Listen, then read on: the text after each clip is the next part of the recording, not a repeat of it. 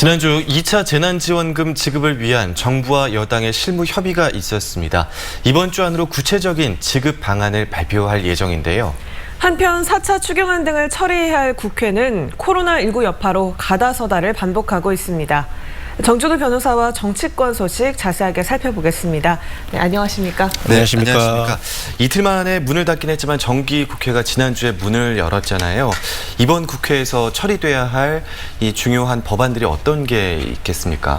예, 여당은 내년 봄 서울과 부산 대형 보궐선거를 앞두고 있기 때문에요. 이번 회기에 사활이 되는 법안들을 모두 통과시키겠다는 의지를 보이고 있습니다. 쟁점 법안이 여러 개가 있는데 그중 단연 주목을 받는 것은 공수처법 개정안입니다. 지역 현안으로는 5.18 특별법 개정안이 이제 발의될 예정에 있습니다. 2차 긴급 재난지원금을 보면 지금 선별 지급 방안으로 가닥이 잡힌 거잖아요. 지금까지 나온 이야기들 종합하면 지원 대상이나 규모는 어떻게 될까요? 예, 대상과 규모를 먼저 요약을 해서 말씀을 드리면요. 총 7조 원 규모로 집합금지 업종 대상자들에게 가구당 200만 원 정도가 지급이 됩니다.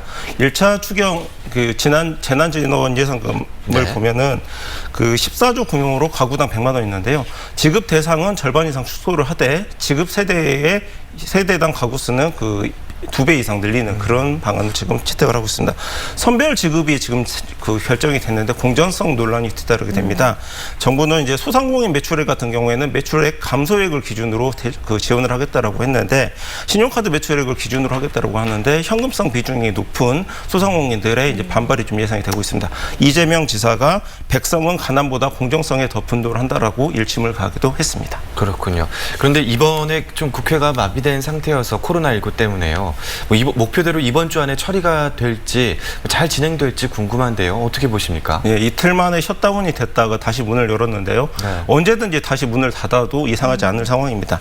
그래서 실제로 원격 근로가 이슈가 되고 있는데 화상처리 등 국회법 개정안도 개정 논란이 좀 되고 있습니다. 어제 당정청회에서 구체적인 이제 지원안이 확정이 됐고 여야가 사전에 미리 지급 자체에는 합의를 했기 때문에요. 큰 이견은 없을 것 같습니다. 네, 재난지원금 선별로 지급하자는 건 이낙연 대표의 오랜 신념이기도 했는데요. 이번 결정으로 당권이나 이후 대권 행보까지도 영향을 끼칠까요? 예, 당대표의 당선이 되고 나서 처음으로 존재감을 발휘를 했습니다. 지난주에 이재명 지사가 여론에서 역전이 됐었는데 어떠한 모양새로 재역전시키는지에 따라서 이낙연 대표의 본선 경쟁력이 결정이 될 거라고 말씀을 드렸는데요. 당대표 이후 첫 쟁점에서는 낙승을 얻었습니다. 당장 당대표로서 당정청 회의에 들어가서요. 국가 채무 증가가 부담스러운 정부의 입맛과 잘 맞추어서 선별 지급을 관철을 시켰습니다. 구경하던 이재명 지사는 좀 부담스러운 모양새인데요. 하지만 공정성 논란이 예상보다 커진다고 하면 다시 여론이 이재명 지사에게 돌아올 가능성이 아주 높습니다. 네, 많은 분들이 아시다시피 이낙연 대표가 호남 출신의 어떤 유력 대권 주자 아니겠습니까? 지역 내에서 기대감도 있는 게 사실일 텐데요.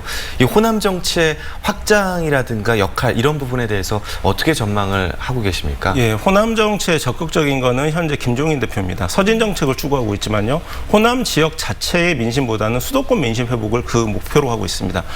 이낙연 대표 같은 경우에서는 전당대회에서 영남보다는 친문에 적극적인 구애를 했다라는 평가가 이제 일반적인데요. 한번 짚어볼 만한 대목입니다.